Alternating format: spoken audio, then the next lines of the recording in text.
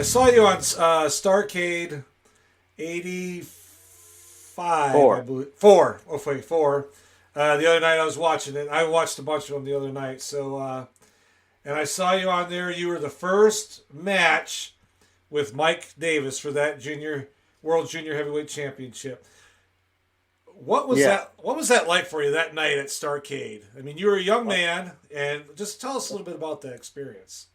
Well, actually, I'll be honest with you. I think Mike was more excited about it than anybody else, Yeah. even me. Because Mike and I, we were down here in Florida. Championship wrestling from Florida. Mm-hmm. Before we went to Charlotte. Mm-hmm. Starrcade. But Dusty was the booker here. And controlling everything, and as far as what went on here in Florida. Yeah. So, and he told me one night when we were in Orlando that we had a junior heavyweight championship tournament, and he come up behind me and he told me about that, and he said, and you won. This is a year before this. Yeah, right.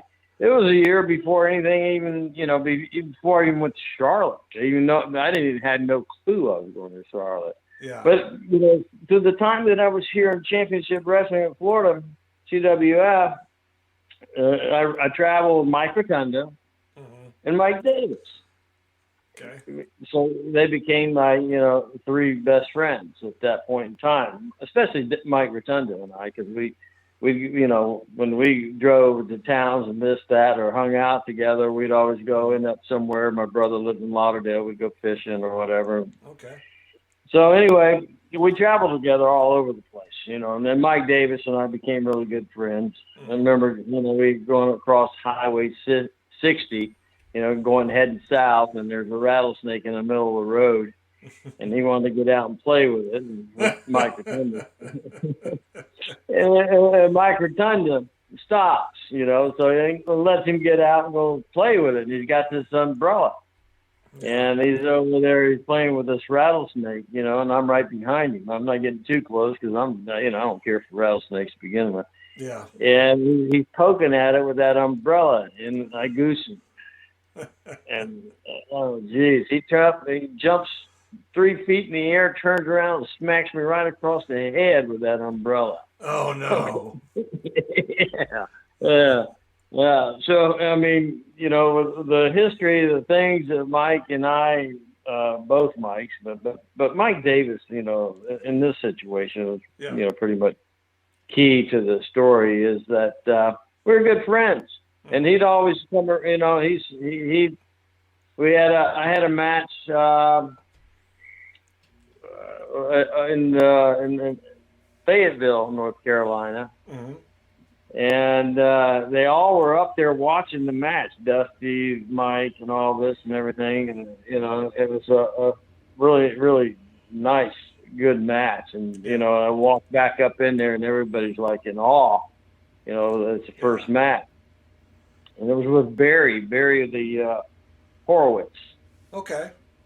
And when I got back up there, Mike's standing there. He goes, "Damn!" He says, "They're going to send you somewhere, and they're going to make you really strong." And, wow, that was the nicest comment from anybody anywhere. Yeah. But getting into the point to where I had the first match with Mike Davis. Mike was ecstatic over the fact that he was going to be able to drop the belt to me. Wow.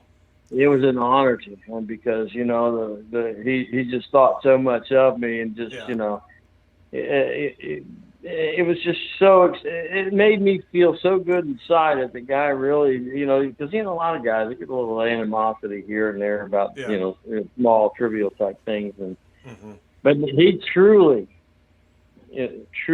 was ecstatic over the fact that he was the one that they chose to be able to do that. Yeah.